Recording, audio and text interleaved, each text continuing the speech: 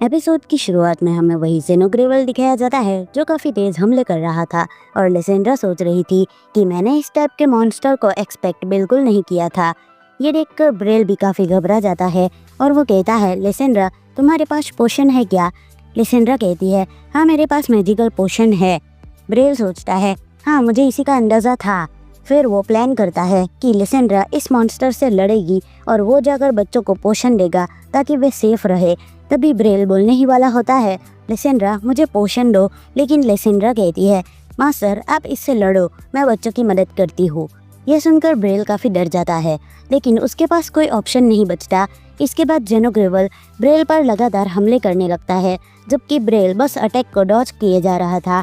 फिर ब्रेल अपनी तलवार से जेनोग्रेवल के पैर पर वार करता है, लेकिन उसका पैर इतना मजबूत होता है कि तलवार का कोई असर ही नहीं होता। ब्रेल सोचता है, ये तो पत्थर से भी ज़्यादा टफ लग रहा है। उसी वक्त वो देखता है कि लिसेंड्रा बच्चों को एक केव में ले जा रही थी। ब्रेल सोचता है कि उसे थोड़ा और टाइम निकालना होगा। मॉन्स्टर एक बार फिर ब्रेल पर अटैक करता है और वो काफ़ी दूर जाकर गिरता है। अब ब्रेल को चोट भी लग चुकी थी और वो थक गया था। तभी अचानक मॉन्स्टर फायर अटैक करता है, जिसे देखकर ब्रेल और ज़्यादा घबरा जाता है और सोचता है, क्या ये फायर अटैक भी कर सकता है? इसके बाद मॉन्स्टर अपनी पूंछ से ब्रेल पर हमला करता है, जिसे ब्रेल तलवार से रोकने की कोशिश करता है। फिर ब्रेल मॉन्स्टर की पूंछ ही काट देता है। अब मॉन्स्टर जोर से चिल्लाने लगता है और दोबारा फायर अटैक करता है और वो गुस्से में ब्रेल को बुरी तरह मारता है। ब्रेल सोचता है अब उसे कुछ करना ही होगा। इसके बाद वो मॉन्स्टर की पीठ पर चढ़ जाता है। मॉन्स्टर हवा में इधर उधर उड़ता है ताकि ब्रेल उसके मूवमेंट की वजह से नीचे गिर जाए, लेकिन ब्रेल ने उसे मजबूरी से पकड़ रखा था और वो बिल्कुल भी छोड़ नहीं रहा था। कुछ देर बाद दोनों जमीन पर आ जाते हैं। फिर मॉन्स्टर एक और अटैक करता है और अचानक जमीन वोल्केनो में बदल जाती है। अब ये देखकर ब्रेल हैरान हो जाता है। वो एक ऊंचे पत्थर पर चढ़कर खड़ा हो जाता है ताकि उसके पैर ना जले। लावा धीरे धीरे केव में फैलने लगती है और बच्चे काफ़ी ज़्यादा डर जाते हैं।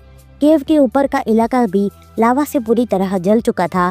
तभी एक लड़की जोर से चिल्लाने लगती है और ब्रेल सोचता है कि अब उसे कुछ तो करना ही पड़ेगा। इसके बाद वो मॉन्स्टर पर लगातार अटैक करता है और मॉन्स्टर भी ब्रेल पर लगातार फायर अटैक करता है। अब ब्रेल लगातार मॉन्स्टर के अटैक को डॉज किए जा रहा था। तभी वो एक मौका पकड़ता है और अपनी तलवार सीधा मॉन्स्टर की आंख में घुसेड़ देता है। मॉन्स्टर जोर से चिल्लाने लगता है और थोड़ी देर में अपने पंजे से ब्रेल की तलवार तोड़ देता है। अब वो काफ़ी गुस्से में आ चुका था।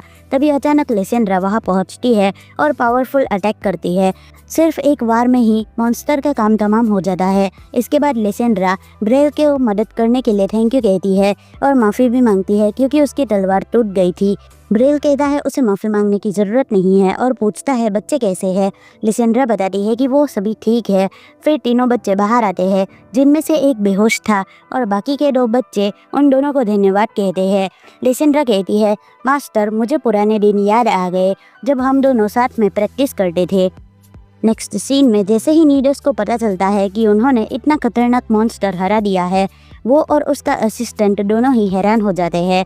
लिसेंड्रा कहती है, इसे ख़त्म करने में ब्रेल ने हमारी बहुत मदद की। अगर वो नहीं होते तो शायद हम बच भी नहीं पाते। ये सुनकर नीडस मेगन ब्रेल को मदद करने के लिए धन्यवाद कहते हैं। मेगन कहता है, मुझे लगता है आप कम से कम ब्लैक रैंक तक तो होगे ही। ब्रेल को अपनी इतनी तारीफ सुनने की आदत नहीं थी, इसलिए उसे थोड़ा अजीब लग रहा था। फिर सीन बदलता है और ब्रेल और लिसेंड्रा टाउन में दिखाए जाते हैं। ब्रेल सोच रहा था, मेरे स्टूडेंट्स मुझे कुछ ज़्यादा ही क्रेडिट दे देते हैं। इसके बाद लिसेंड्रा माफ़ी मांगती है, अगर मुझे पहले से पता होता तो मैं आपको यहाँ पहले ही ले आती। ब्रेल कहता है, माफ़ी मांगने की ज़रूरत नहीं है। लिसेंड्रा बोलती है, मास्टर आप सच में बहुत अमेजिंग और स्ट्रॉन्ग हो। मैं दिल से आपका धन्यवाद करना चाहती हूँ। ब्रेल भी कहता है, मैं भी तुम्हें धन्यवाद देना चाहता हूँ क्योंकि अब तुम पहले से बहुत बेटर हो गई हो और तुमने मेरी जान भी बचाई थी। लिसेंड्रा अब थोड़ी शर्माने लगती है और बोलती है, मास्टर आप मेरी इतनी तारीफ मत करो, मुझे शर्म आने लगती है। इसके बाद लिसेंड्रा अपने बचपन की यादों में खो जाती है, जो उसने मास्टर के साथ ट्रेनिंग करते हुए बिताए थे। वो बोलने वाली होती है कि काश मैं फिर से आपके साथ वो पल जी पाती, लेकिन वो उसे पूरा कह नहीं पाती और चुप हो जाती है। नेक्स्ट डे कोरन और ब्रेल स्वॉर्ड स्मिथ के पास जा रहे थे क्योंकि अभी ब्रेल के पास कोई तलवार नहीं थी। कोरन उसके साथ जा रही थी, इसलिए ब्रेल उसे धन्यवाद देता है। तुम इतनी बिजी हो फिर भी मुझे टाइम दे रही हो, इसके लिए शुक्रिया। तभी वूशिया भी वहाँ आ जाती है और उस वक्त वो थोड़ा ब्लश कर रही थी। उसके मन में चल रहा था कि लिसेंड्रा ने सब बिगाड़ दिया, उसने मास्टर के साथ बहुत टाइम बिताया, अब अगली बार मैं मास्टर की मदद करना चाहूँगी। ब्रेल कोरन से ब्लैक स्मिथ के बारे में पूछता है, लेकिन वो मना कर देती है और कहती है मैं तुम्हें सरप्राइज देना चाहती हूँ। इसके बाद वो दोनों ब्लैक स्मिथ के पास पहुँच जाते हैं और ब्लैक स्मिथ कोरन को देखकर उसका स्वागत करता है। उसकी आवाज़ सुनकर ब्रेल को समझ में आ जाता है कि वो कौन है और वो पूछता है बेल्टर क्या ये तुम ही हो? और बेल्टर भी चौंक जाता है और बोलता है मास्टर आप यहाँ। तब कोरन बताती है मास्टर यही तो मेरा सरप्राइज था। वूशिया भी पूछती है मास्टर क्या आप इन्हें जानते हो? और फिर ब्रेल बताता है हाँ ये भी मेरा एक स्टूडेंट था। इसके बाद बताया जाता है कि बेल्टर ब्रेल के सबसे सीनियर स्टूडेंट्स में से एक था। बाकी स्टूडेंट्स के मुकाबले उसकी एज थोड़ी ज़्यादा थी और ब्रेल बोलता है तुमने फाइनली अपनी शॉप ओपन कर ही ली, कॉन्ग्रेचुलेशंस। बेल्टर उसे थैंक्स बोलता है और फिर कोरन से पूछता है तुम्हें क्या चाहिए? कोरन एक स्वॉर्ड की तरफ इशारा करते हुए बताती है मुझे ये चाहिए और अपनी टूटी हुई तलवार दिखाती है। बेल्टर बोलता है सॉरी अभी तो मेरे पास ये नहीं है। ये सुनकर कोरन थोड़ी शॉक्ड हो जाती है। तभी ब्रेल बोलता है कोरन तुम सिर्फ चाकू क्यों कैरी करती हो?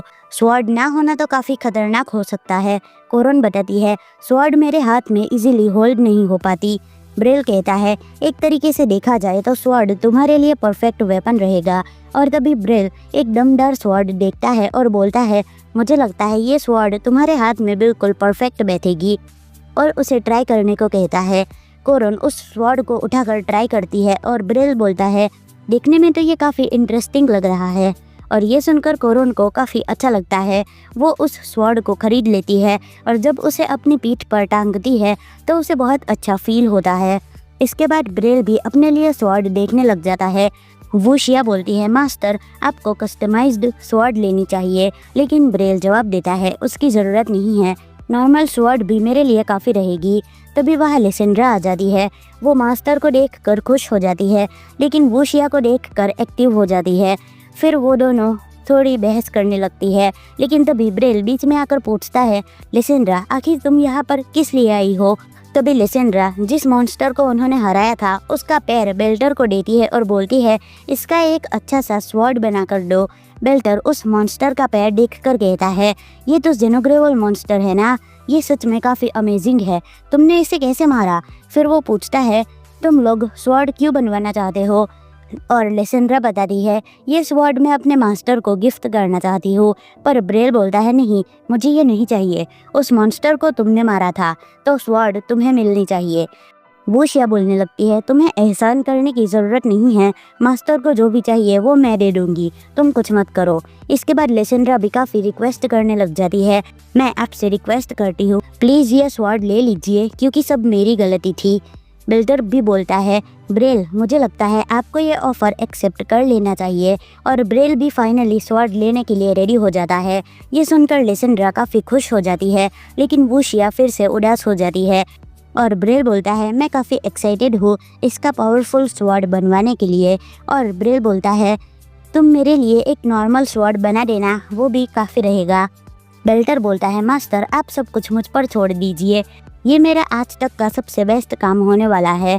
और उसके बाद वो सोचने लगता है आखिर काम स्टार्ट कहाँ से किया जाए। और फिर नेक्स्ट सीन में ब्रेल कोरन को तलवारबाजी सिखा रहा था, तलवार पकड़ना सिखाने लगता है और उसको बताने लगता है कि आखिरकार किस तरीके से स्वॉर्ड चलानी चाहिए। शुरुआत में तो कोरन को स्वॉर्ड को पकड़ने में भी काफ़ी मुश्किल हो रही थी, पर धीरे धीरे तो वो थोड़ा बेटर होने लगी थी। और वो उसके बाद मास्टर को उसकी मदद करने के लिए शुक्रिया भी कहती है। और इसके बाद रात को ब्रेल काफ़ी ज़्यादा ड्रिंक करता है। ड्रिंक करने के बाद वो अपने घर जा रहा था और सोच रहा था कि सच में यहाँ पर काफ़ी अच्छा लग रहा है, मेरे सारे स्टूडेंट्स मुझे यहाँ मिल रहे हैं जो काफ़ी सक्सेसफुल हो चुके हैं। और तभी अचानक से उसके सामने कोई आ रहा था जिसने मास्क ढक रखा था और वो ब्रेल के पैसे छीनने वाली थी, पर ब्रेल उसका हाथ पकड़ लेता है और बोलता है मुझे लगता है ये सही आइडिया नहीं है। और वो बोलने लगती है मुझे यहाँ से जाने दो। और ब्रेल को समझ में आ जाता है कि उसकी आवाज़ बच्चे जैसी है। और तभी अचानक से वो ब्रेल के ऊपर फायर अटैक कर देती है और इसके बाद जल्दी से वो वहाँ से भाग जाती है ताकि ब्रेल उसको दोबारा ना पकड़ सके। और ब्रेल भी वहाँ से सोचते हुए रह जाता है कि क्या इस बच्चे को मैजिक का इस्तेमाल भी करना आता है। और इसके बाद वो बच्ची भी एक जगह पर आ जाती है जहाँ काफ़ी सारे लोग थे और वहाँ पे वो थोड़े पैसे भी रख देती है और बोलती है आज इतना ही हो पाया। और कुछ बंदे बोलने लगते हैं आखिरकार तुमने क्या लाया, इससे तो हमारा कुछ भी नहीं हो पाएगा। एक बंदा बोलता है हमें इससे फ़र्क नहीं पड़ता कि आखिरकार ये कितना लेकर आई है, हमारे लिए यही इतना इम्पोर्टेंट है कि ये अर्न करके लाई है। और वो उसका नाम मैं बताता है और वो बच्ची वहाँ पर कुछ भी नहीं बोलती है। और तभी अचानक से उसका ध्यान अपने गर्दन पर जाता है और वो काफ़ी ज़्यादा हैरान हो जाती है क्योंकि उसके गले में जो पहन रखा था वो वहाँ से गायब थी। और ब्रेल को वो चीज़ मिल जाती है और ब्रेल उस चीज़ को अपने हाथ में पकड़ता है और बोलता है मुझे ये इतना ज़्यादा पसंद भी नहीं है। और इसी के साथ ये एपिसोड यहीं पर ख़त्म होता है। तो आपको ये एपिसोड कैसा लगा मुझे कमेंट में ज़रूर बताना। मिलते हैं नेक्स्ट वीडियो में। बाय।